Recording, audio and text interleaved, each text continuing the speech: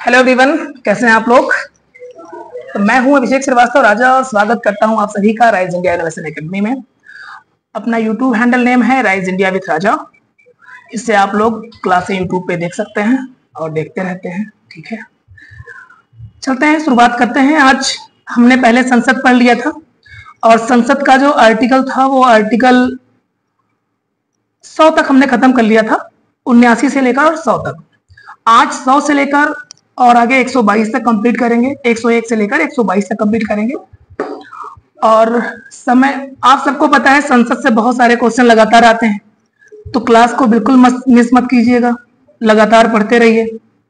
जब भी आपको लगे कि आपने एक दो बार पढ़ लिया है तो 2x पे लगा के रिवीजन मोड में पढ़ते रहिए, लेकिन पढ़ते रहिए, क्वेश्चन लगातार बनते हैं। ठीक है, शुरुआत करते हैं। पहली क्लास अपनी इससे पहले हो गई है, आज इसका पार्ट 2 है। और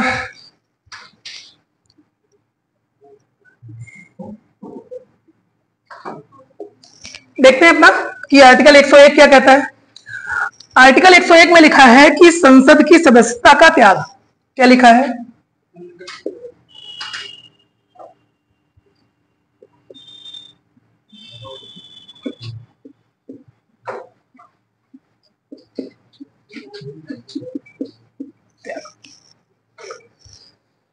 इसका मतलब समझिए आप लोग, अच्छे से समझिए। यदि कोई संसद सदस्य, क्या, यदि कोई संसद सदस्य अगर वो लगातार 2 जगह से चुन लिया जाता है, समझिए, ऐसा समझ लीजिए कि मान लीजिए कोई लोकसभा का भी सदस्य है और राज्यसभा का सदस्य, 2 हो गए अलग-अलग, लेकिन एक ही व्यक्ति दोनों पद पे चुन लिया जाए, ऐसा हो सकता है।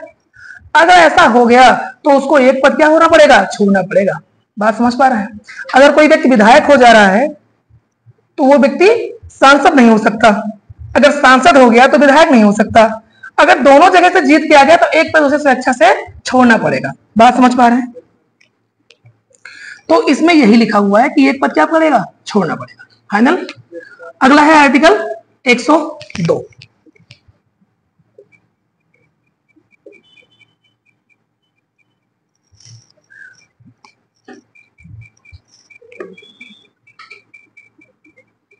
संसद की सदस्यता का अयोग्य होना। क्या? संसद की सदस्यता का अयोग्य होना।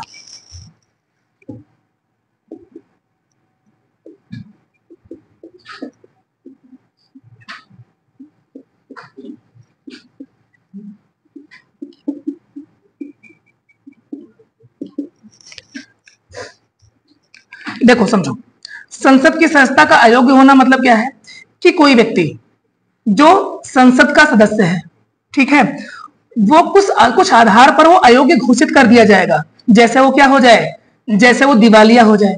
क्या हो जाए? आप लोगों को याद है, एक व्यक्ति थे हमारे यहाँ, विजय माल्या।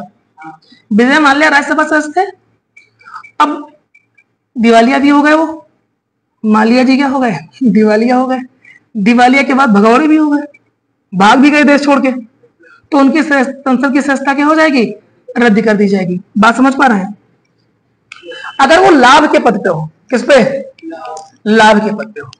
और मैं पहले एक चीज जान लीजिए कि लाभ का पद मंत्री होना नहीं है, विधायक होना नहीं है, सांसद होना, राष्ट्रपति होना, ये लाभ का पद नहीं है। ठीक है, इसे लाभ का पद नहीं मानते हैं। फाइनल। तो समझिए, वो क्या ना हो, वो लाभ के पद पे ना हो। अगला, वो मानसिक रूप से क्या ना हो, विक्षिप्त ना हो, पागल ना हो, और क्या हो, वो भारत की नागरिकता ना छोड़ दे। अगर मान लो कि वो व्यक्ति क्या कर दे, भारत की नागरिकता छोड़ दे, तो क्या संसद का सदस्य रह जाएगा? नहीं रह जाएगा। ठीक है। अगला एक चीज और, दल बदल। क्या? दल बदल। दल बदल क्या होता है? दल बदल मतलब ये कि देखो, हर पार्टी ने, मान लीजिए कि अभी संसद में जो अपनी सरकार में पार्टी है बीजेपी है, तो बीजेपी में अगर कोई व्यक्ति, इनका एक विप होगा, एक इनका, जैसे मान लीजिए कोई बिल आया, तो उस बिल पे इनकी एक राय होगी कि हम सबकी आम सहमति है ये हमारे लोगों की। अगर उस मतदान से कोई अलग चला गया, कोई मेंबर, तो उसे दल बदल समझा जाएगा कि उस व्यक्ति ने दल बदल लिया है। बात समझ पा रहे हैं? और दल बदल अधिनियम आया था इसी के लिए पूरी अनुसूची एक जोड़ी गई है। जब अनुसूची पढ़ेंगे तो हम समझेंगे। 10वीं अनुसूची है ना दल बदल के लिए। ठीक है, तो वहां पे अच्छे से समझेंगे दल बदल। ठीक, समझ में आ रहा है? फिलहाल हम इसको आगे कंटिन्यू करते हैं। और एक क्या है कि अगर कोई एक व्यक्ति ना छोड़ के अगर 1/3 लोग अगर छोड़ देते हैं या 2/3 लोग अगर छोड़ देते हैं तो हम उसे क्या मानेंगे? उसे हम दल बदल ना मान के उसे हम क्या मान लेंगे? उसे हम पार्टी का ही बदल जाना या अलग, मतलब एक व्यक्ति का अलग दल में जाने वाली पूरी पार्टी चली गई, तो अब उसमें क्या कर सकते हैं? बात समझ पा रहे हैं? ठीक है, चलिए अगला क्या है? अयोग्यता का निर्णय। क्या?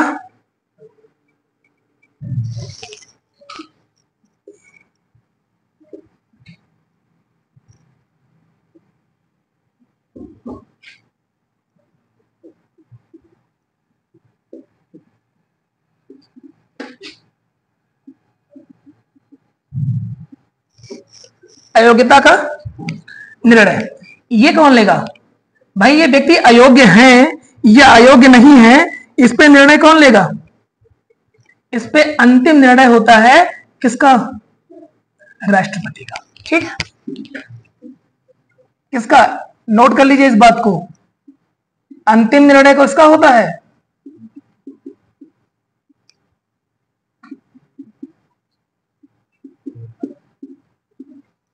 फाइनल राष्ट्रपति महोदय का इस पे अंतिम निर्णय होता है। अगला है आर्टिकल 4, 104।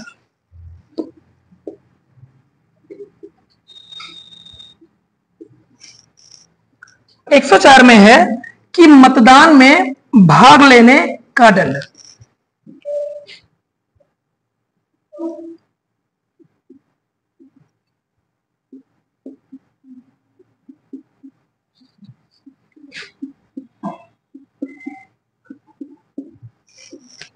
किसका दंड? भाग लेने का दंड। ये बात समझो क्या है? जैसे मान लीजिए कि कोई व्यक्ति ऐसा है कि जो संसद का सदस्य, मतलब इनकी एक ओथ होती है, शपथ होती है। जब आप संसद सदस्य बनते हैं तो एक शपथ लेते हैं। बिना शपथ लिए अगर आप जाके कहां बैठ गए हैं? अगर आप जाके सभा में बैठ गए हैं, संसद के सदन में जाके अगर उसका हिस्सा ले लिए हैं और आपने मतदान भी किसी मुद्दे पर कर दिया, किसी बिल पे आपने मतदान कर दिया है, समझ पा रहे हैं, तो आपका उसको दंड मिलेगा। क्या मिलेगा? दंड मिलेगा। किसको? उस संसद सदस्य को। मतलब बिना शपथ लिए कोई व्यक्ति वहां जाके नहीं बैठेगा, या वो व्यक्ति, अब बाकी लोग तो जाके बैठ ही नहीं पाएंगे। एक चीज और भी हो सकता है कि गलती से आप चुपके से घुस गए संसद में, हालांकि ऐसा होता नहीं है, बट प्रावधान किया गया है कि ऐसा जो व्यक्ति संसद ही नहीं है जाके वहां बैठ जाए, वहां तो उठा के मतदान कर दे, तो उस पर भी क्या है? निर्णय है। तो जो लोग शपथ नहीं लेंगे उन पर कितनी शास्ति लगाई जाएगी? 500 रुपए। कितनी?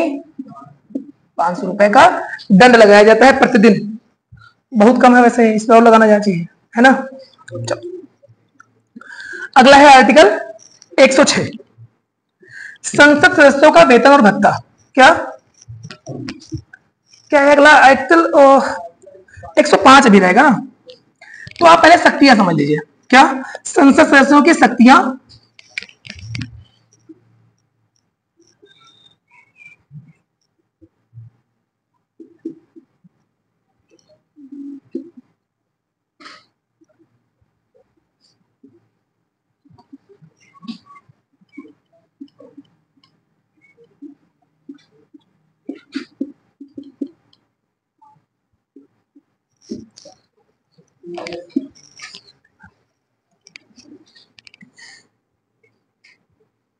संसद सदस्य की शक्ति और उसका विशेषाधिकार। ठीक है, विशेषाधिकार उन्मुक्तियां भी होती है इसमें, उन्मुक्तियां ऐड कर लीजिएगा। क्या? उन्मुक्तियां समझिए क्या है। जैसे कोई संसद का सदस्य है, ठीक है, अगर वो संसद में कुछ भी बोले, कहां पे? संसद में, वो जो भी मैटर होगा उस पर कोई केस नहीं चलेगा, उस पर कोई मामला दर्ज नहीं कराया जाएगा। आप देखते हैं ना संसद में लोग, किस से बनाया गया होगा? ऐसा समझ लीजिए, मान लीजिए कि विपक्ष का आदमी है, पक्ष के लोगों ने कोई कानून बनाया, तो विपक्ष के व्यक्ति ने जैसे बोला उस पर क्या कर देंगे? मामला दर्ज करवा देंगे। तो वो मुखर होकर बोल कैसे पाएगा? उनकी भी तो वाक और अभिव्यक्ति की स्वतंत्रता है, जैसे हमारी जो आम नागरिक है भारत के, जैसे उनके फंडामेंटल राइट है, बोलने का अधिकार है ना हमको, है ना आजादी। ऐसे ही संसद के सदस्यों को क्या है? वाक और अभिव्यक्ति की आजादी पूरी दी गई है, इसका ख्याल रखा गया है। बात समझ पा रहे हैं? उनकी अभिव्यक्ति की पूरी स्वतंत्रता, इस पे कोई भी मुद्दा नहीं आएगा। और एक बात, अगर ऐसा कुछ होता है, कोई मुकदमा अगर कोई बात हो ही जाती है, देखो हो कब जाती है। अब आपको, जैसे आप जब आर्टिकल 19 पढ़ रहे थे तो आपने एक बात पढ़ी थी कि हम लोग को वाक और अभिव्यक्ति की स्वतंत्रता तो है, लेकिन ऐसा नहीं है कि हम किसी को हेट स्पीच देंगे। बात समझ पा रहे हैं? तो ऐसा नहीं है कि आपको स्वतंत्रता मिल गई संसद में बोलने की तो आप पता नहीं क्या बोल रहे हैं। संसद की अवमानना करने लगे कि यहाँ सब भ्रष्टाचारी बैठे हैं, ये बैठे हैं, वो बैठे हैं, किसी लायक नहीं है। ठीक है, एक बार केजरीवाल जी ने बहुत बड़ा विवाद दे दिया था बयान उस पर। ठीक है, वो तो उस समय कौन थी, उस समय मीरा कुमार जी थी, सुमित्रा महाजन जी होती तो बताती। ठीक है, चलो पुराना मुद्दा है, फिलहाल बात समझ पा रहे हैं। कोई भी हम ऐसा कृत्य नहीं करेंगे, कोई ऐसा कि जिससे संसद की अवमानना हो जाए। ठीक है, अगला आर्टिकल 6।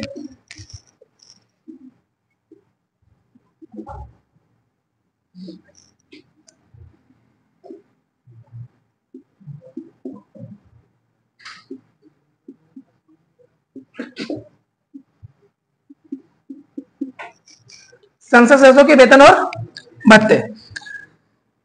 कुछ नहीं है, संसद का सदस्य का जो वेतन होगा वो कौन कराएगा, वो संसद फिक्स करेगी समय आने पर, जब चाहे बढ़ा दे। बात समझ पा रहे हैं? ठीक है, अगला है आर्टिकल 107। इसको एक बार देख लीजिए, इसको फिर हटा के दूसरा इसको में डालते हैं एक बार। ठीक है,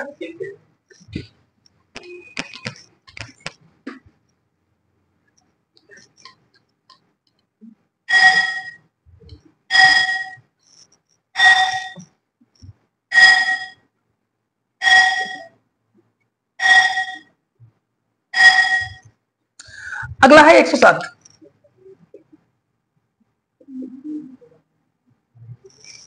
107 में लिखा हुआ है कि संसद में विधेयकों का परिचय और पारित होना। क्या?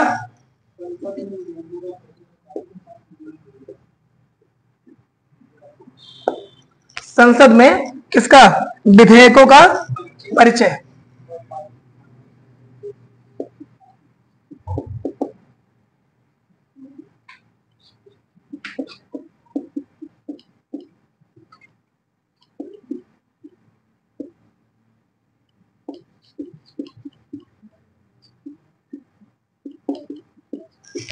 ठीक, परिचय और पारित होना, इसका मतलब कुछ नहीं है, सिंपल सी बात है।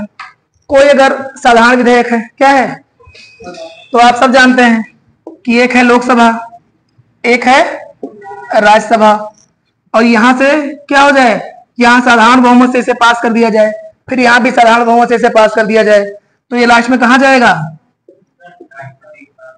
राष्ट्रपति जी के पास जाएगा, और वो इसमें क्या कर देंगे, वो इसमें साइन कर देंगे। साइन करते ही क्या बन जाएगा? ये बन जाएगा। बात समझे? यही बात कही गई। अगला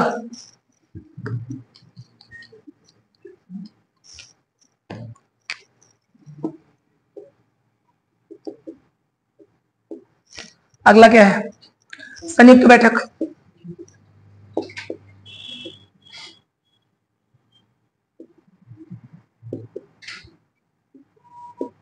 ये क्या है समझिए। जैसे मान लीजिए कि लोकसभा और राज्यसभा में कोई विधेयक गया, ठीक है, एक जगह से पास हो गया, मान लीजिए लोकसभा से पास हो गया, कहां पास हो गया? और राज्यसभा में चला गया, और राज्यसभा में उस पर गतिरोध हो गया। क्या हो गया? गतिरोध। मतलब अब लोग की सहमति नहीं बन पा रही है, ठीक, कि नहीं पास कर पाएंगे, नहीं सहमति बन रही है। तो अब एक पावर राष्ट्रपति के पास है कि राष्ट्रपति क्या बुलवा सकते हैं? संयुक्त बैठक। क्या? जिसमें राज्यसभा और लोकसभा दोनों के कितने होंगे? सभी सदस्य क्या करेंगे? सभी सदस्य शामिल होंगे। ठीक है, और सिंपल सी बात थी, उनको लोकसभा से करवाना था, क्योंकि अब मेजोरिटी किसकी ज्यादा हो जाएगी? लोकसभा की हो जाएगी, पास हो जाएगा मामला। बात समझे? फाइनल। संयुक्त बैठक का प्रावधान है, लेकिन लेकिन लेकिन सिर्फ कब है? सिर्फ साधारण विधेयक पर। किस पे? बात समझे? कोई सामान्य विधेयक है, साधारण सा विधेयक है, उस पे ही है।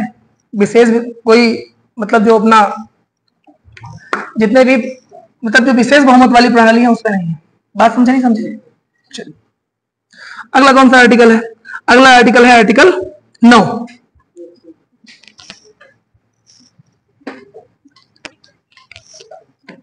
इसमें है कि धन विधेयक से संबंधित प्रावधान है।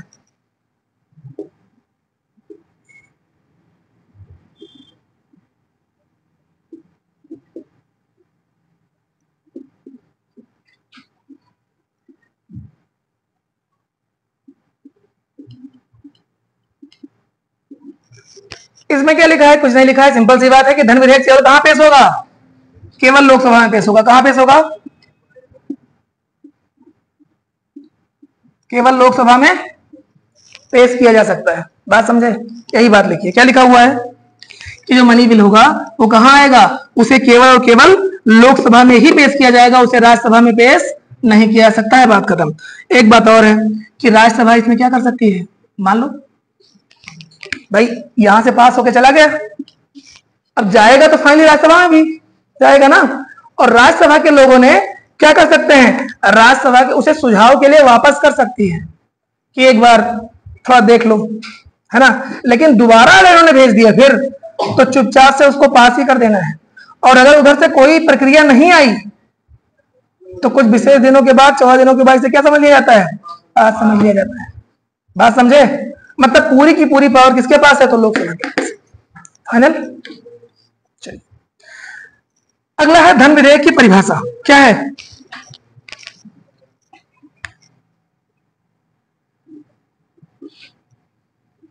हम पहुंच गए कहां? 110 और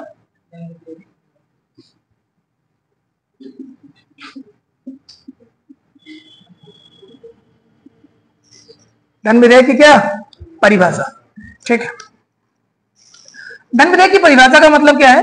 परिभाषा का मतलब किसको धन विधेयक समझा जाए, ये भी तो एक मुद्दा है। पहली बात तो धन विधेयक, वित्त विधेयक दोनों एक जैसे ही होते हैं। ठीक, कुछ बेसिक अंतर है। दोनों बात रुपया की चल रही है। अभी आगे हम वित्त विधेयक भी पढ़ेंगे, परेशान मत होइए। दोनों बात लेकिन स्पष्ट नहीं है। तो इसे स्पष्ट कौन करता है? लोकसभा का अध्यक्ष। कौन करता है? लोकसभा के जो अध्यक्ष महोदय हैं वो क्या करते हैं? वो जिसपे कह देते हैं कि ये धन विधेयक है उसे धन विधेयक मान लिया जाता है, क्योंकि धन विधेयक पे केवल लोकसभा को पावर है, वित्त विधेयक को राज्यसभा में भी पावर है। बात समझ पा रहे हैं? अब इसमें कौन कौन आता है? जैसे किसी पे कर लगाना हो या कर हटाना हो। क्या लगाना हो? कर, टैक्स लगाना, या तो ये क्या हो गया? ये धन विधेयक हो गया। बात समझे? भारत की संचित निधि से पैसा निकालना हो, इससे संचित निधि से पैसा निकालना हो तो वो किसके अंतर्गत आएगा? धन विधेयक। ऋण लेना हो या ऋण का प्रबंध करना हो, लोन लेना हो किसी से। बात समझ पा रहे हैं? भारत सरकार को काम लगता है ना। तो लोन लेना है, अगर लोन लेना है तो क्या करना पड़ेगा? वो भी क्या हो जाएगा? धन विधेयक। फाइनल। समझ गए परिभाषा? अगर कोई नया टैक्स लगाना हो, क्या लगाना हो? नया टैक्स, वो क्या हो जाएगा? धन विधेयक। समझे? चलो आगे है आर्टिकल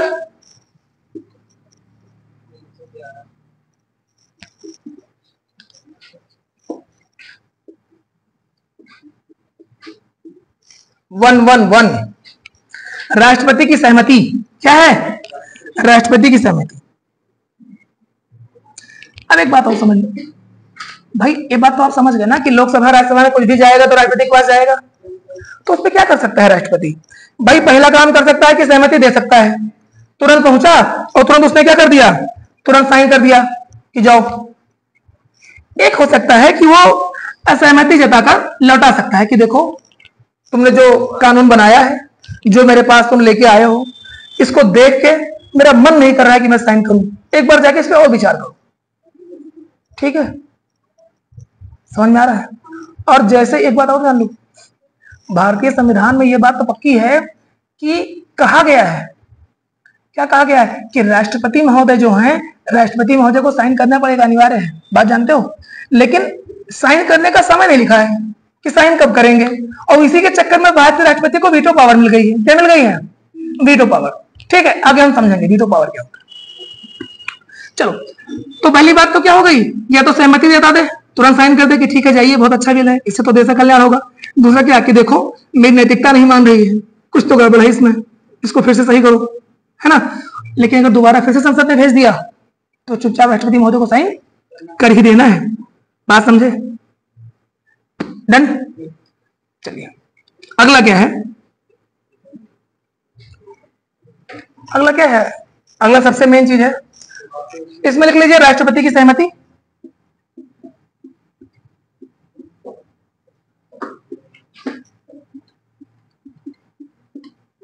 ठीक है, राष्ट्रपति की सहमति। ठीक है, हटाते हैं एक बार फिर से इसको, प्रेस करते हैं।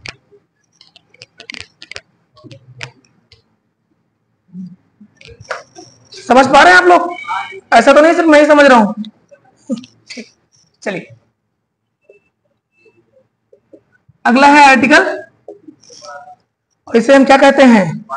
इसे हम कहते हैं वार्षिक वित्तीय विवरण, और इसी को हम क्या कह देते हैं?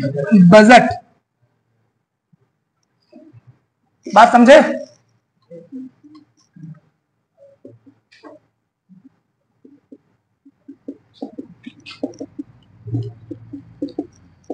एक बात और ध्यान दो, संविधान में बजट नाम का कोई चर्चा नहीं किया गया है। ठीक है, संविधान में बजट शब्द का प्रयोग नहीं किया गया है, किया गया है वार्षिक वित्तीय विवरण का, तो ध्यान रखिएगा हमेशा। ठीक है, क्वेश्चन में बजट भी आ जाए तो क्या समझना है? वार्षिक वित्तीय विवरण। लेकिन कहीं यह पूछ लिया जाए कि क्या संविधान में बजट शब्द का उल्लेख है, तो नहीं है, बिल्कुल नहीं है। ठीक है, फाइनल।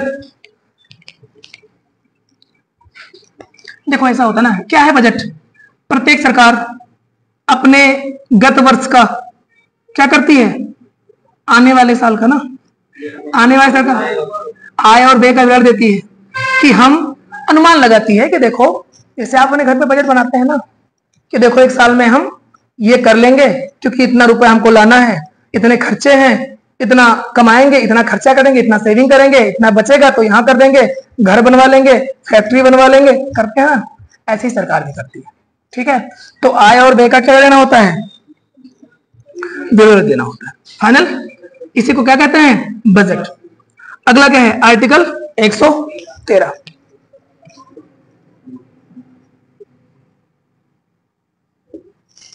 इसमें बात कीजिए क्या गई है? अनुदान। क्या कहा गया है इसमें? अनुदान। अनुदान किस चीज का? मतलब अनुदान की मांग लिख लो यार, अनुदान की मांग। अनुदान की मांग क्या होती है? देखो, बजट तो आपने पास कर दिया, बजट आ भी गया, बजट चल भी रहा था, लेकिन हो सकता है बजट के अंत साल में, अंतिम समय में अचानक से बाढ़ आ गई ना। हर साल बाढ़ आती है कुछ क्षेत्रों में, और बाढ़ आ गई, रेस्क्यू टीम में आपका पैसा ज्यादा लग गया और आपके पास बजट हो गया खत्म, तो आप अतिरिक्त की मांग करेंगे ना, कि अनुदान दे दो भैया, कुछ रुपया और दे दो, कि नहीं कहेंगे? कहेंगे। ये वही है। फाइनल। चलिए, तो ये कब होता है? मान लीजिए कि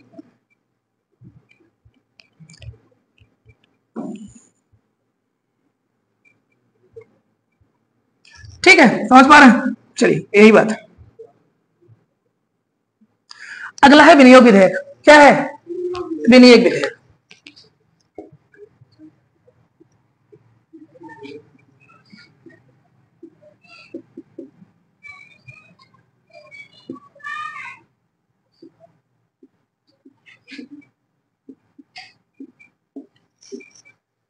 विनियोग मतलब कुछ नहीं, धन का निकालना।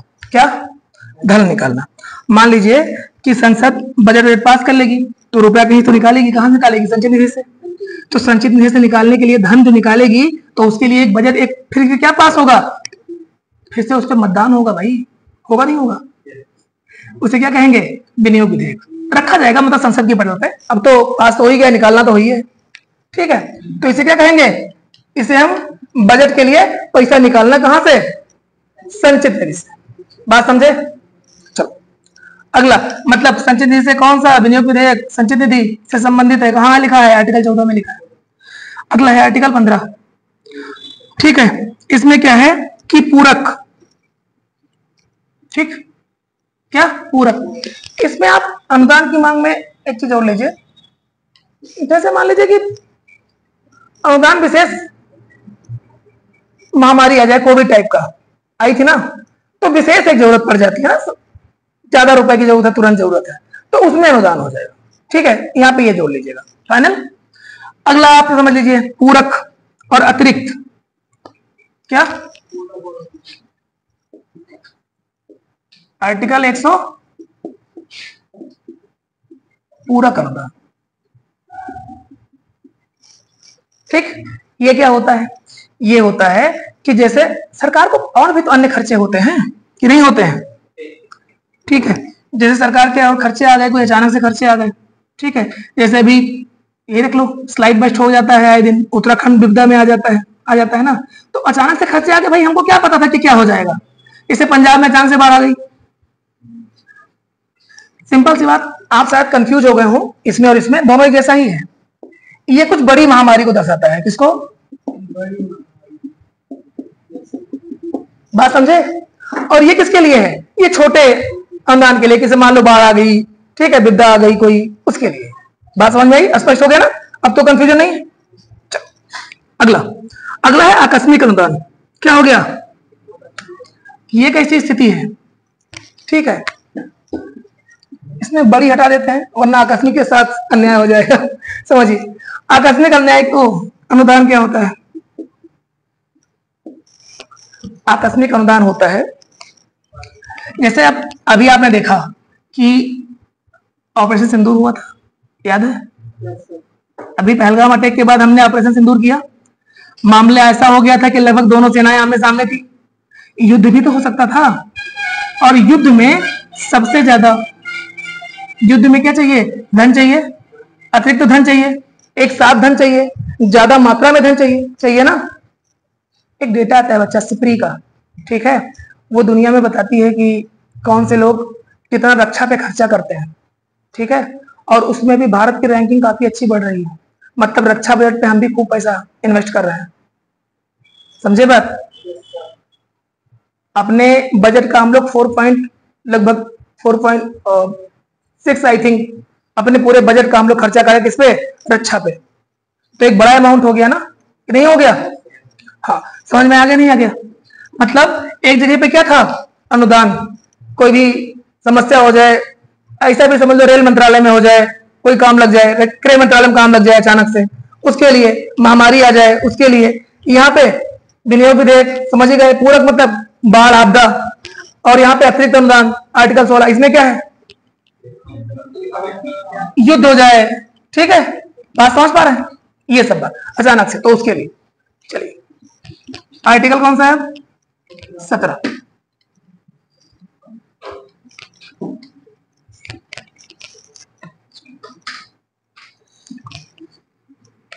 आर्टिकल 17 है कि धन विधेयक और वित्त विधेयक क्या है, धन विधेयक और वित्त विधेयक, आर्टिकल 117,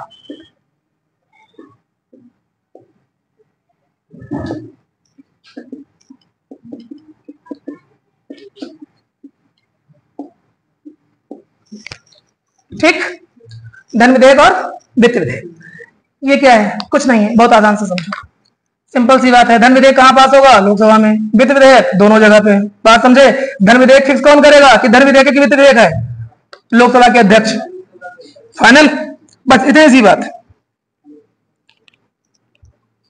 जैसे आयकर किसी ऊपर लगाना है तो आयकर क्या हो जाएगा, वित्त विधेयक हो जाएगा, बात समझ लीजिए, क्या हो जाएगा, वित्त विधेयक में आएगा, ठीक है, सिंपल सी बात है, थोड़ा सा कहना बड़ा मुश्किल हो जाता है। अब की बार एक एलिगेशन भी लगा था बच्चा, अब की बार विपक्ष ने एक एलिगेशन लगाया था कि सरकारें, ठीक है, वित्त विधेयक को भी धन विधेयक कह के उसे पास करवा लेती है लोकसभा से। बात समझ पा रहा हूं मैं क्या कह रहा हूं, मैं कह रहा हूं वित्त विधेयक और लोक विधेयक, मतलब वित्त विधेयक और धन विधेयक बहुत अंतर नहीं है, रुपया दोनों रुपए की बात हो रही है, 2 रुपया जनरेट हो रहा है तो रुपया खत्म हो रहा है, यही हो रहा है मैटर कुछ, बात समझे, या तो आय हो रहा है तो व्यय हो रहा है, दोनों में ही बातें हो रही है, लेकिन मुद्दा क्या है कि जिसको लोकसभा के अध्यक्ष ने कह दिया कि ये धन विधेयक है, वो चुपचाप से धन विधेयक सब पास हो जाएगा, जिसे कहा वित्त विधेयक है या कुछ नहीं कहा, वो वित्त विधेयक भाई है ना, यही बात यहाँ पे है। चलो अगला कौन सा है, अगला है 118, ठीक है, इसमें लिखा हुआ है कि संसद की कार्यवाही के नियम है, क्या है,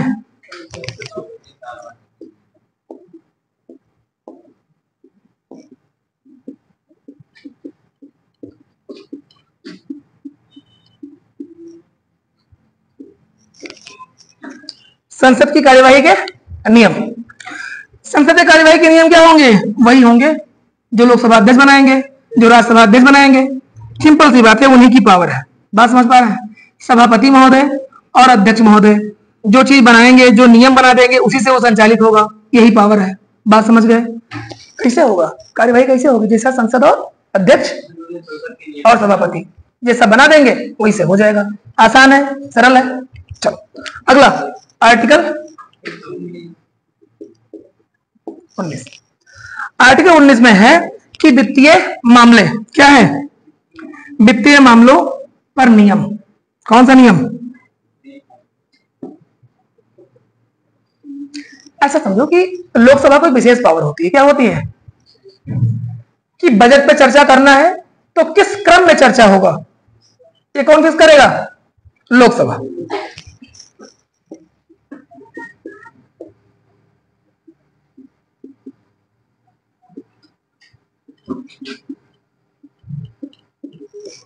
ठीक है, समझ पा रहे हैं? समझ पा रहे हैं? क्या क्या समझे? बजट पर चर्चा कैसे होनी है, किस क्रम में होनी है, ये कौन फिक्स करेगा? लोकसभा। ठीक है, यही बात है। इतनी सी बात है। इसके लिए क्या सिंपल सी बात है, सारे जो चीज लिखी हुई है उसको स्पष्ट करके लिख दिया गया है। मैं हर बार आपको बताता हूं, कुछ आर्टिकल ऐसे हैं केवल आपको समझना है, आगे बढ़ जाना है, समझना है, आगे बढ़ जाना है। ठीक है, इतनी सी बात लिखिए। आर्टिकल 20 संसद की परिभाषा, संसद की सारी भाषा। क्या आर्टिकल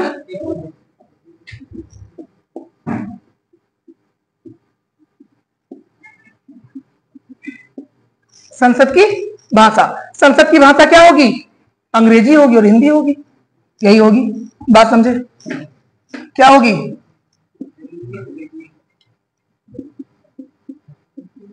अंग्रेजी व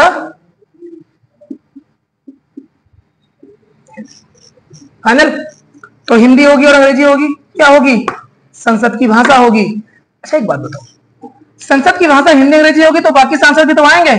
किसी को नहीं आता है मान लो बोलना हिंदी में अंग्रेजी में, तो वो क्या बोलेगा? तो उसके लिए नियम है। नियम यह है कि वो सभापति या अध्यक्ष की अनुमति लेकर अपनी भाषा में बोल सकता है। फाइनल? समझ आ गई? जो जिस भाषा में हो, जो बोलना चाहे वो बोल सकता है। बस उसको क्या लेनी पड़ेगी? एक अनुमति लेनी पड़ेगी कि मैं इस भाषा में बोलना चाहता हूं। डन। अगला बहुत इंपॉर्टेंट, वेरी इंपॉर्टेंट, 121 बात तो पता लग रहा है ना? क्या है? न्यायालयों की कार्यवाही पर चर्चा।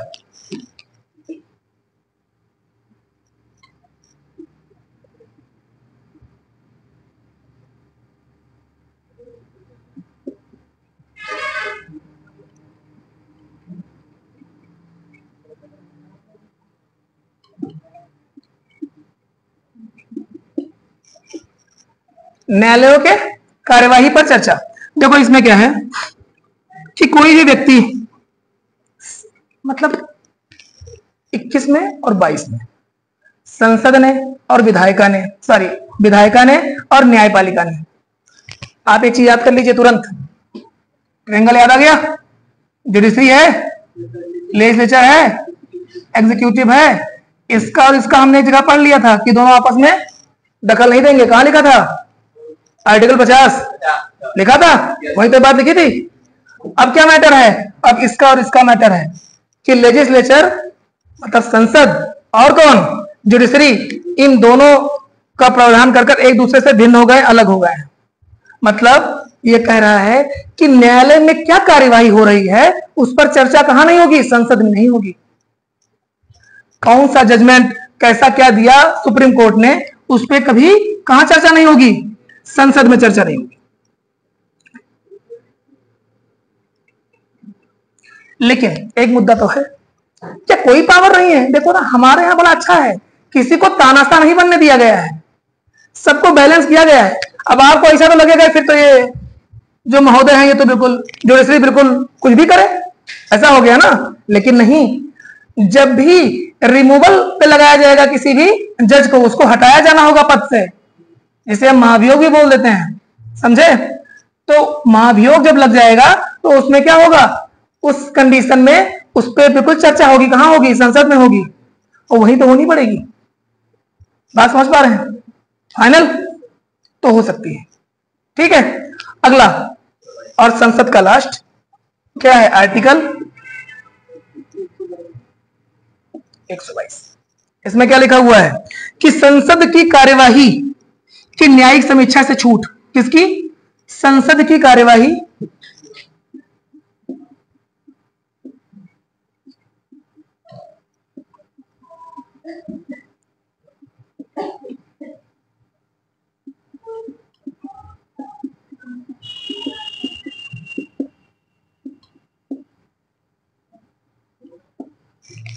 ठीक, न्यायिक समीक्षा से छूट।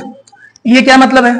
इसका मतलब यह है कि देखो, संसद की कोई भी कार्यवाही होगी, संसद अपने अंदर घर में बैठ के क्या कर रही है, वो मुद्दा सिर्फ कौन देखेगा? सिर्फ लोकसभा के अध्यक्ष देखेंगे। उस पर जज का वर्डिक्ट नहीं आएगा कि वो आप ले जाइए सुप्रीम कोर्ट में लेके मामला, हाई कोर्ट में लेके चले जाइए। कहां पे होगा? वो सिर्फ संसद में होगा। बात समझ में? लेकिन अगर मान लो, फिर देखो बैलेंस कर दिया गया है। एक तरफ देखा था आपने, अभी किसको बैलेंस किया गया था? जुडिशरी को। अब देखिए, अब तो ऐसा हो गया कि इनसे कोई मतलब है नहीं है, तो घर यहां बैठ के चाहे जो करे भाई। अगर संसद से जुडिशरी को मतलब ही नहीं रह जाएगा तो जुडिशरी अलग रहेगी, संसद अपने चाहे जो नियम बना ले। अब मुद्दा यही आ जाएगा कि जैसे जैसे ही क्या हो जाएगा, आप इनका ये कोई कानून बनाएंगे, क्या बनाएंगे? कोई भी कानून बनाएंगे, कौन? संसद। और अगर उसने मूल ढांचा का उल्लंघन कर दिया, तब जुडिशरी तुरंत आ जाएगी, कहेगी देखो गलत बात है। बात समझे? इसी के साथ अपना ये क्लास खत्म होती है। एक बात और है कि अभी एक वर्डिक्ट भी आया है, सुप्रीम कोर्ट ने अभी धर्मनिरपेक्ष पे एक बहुत अच्छा वर्डिक्ट दिया है। तो एक छोटी सी क्लास में या शॉर्ट्स में हम करके इसको कवर कर लेंगे, ठीक है। और समझेंगे हम कि धर्मनिरपेक्ष पे अभी हालिया में जो सुप्रीम कोर्ट का जो राय है वो क्या है, ठीक है। Okay, thank you.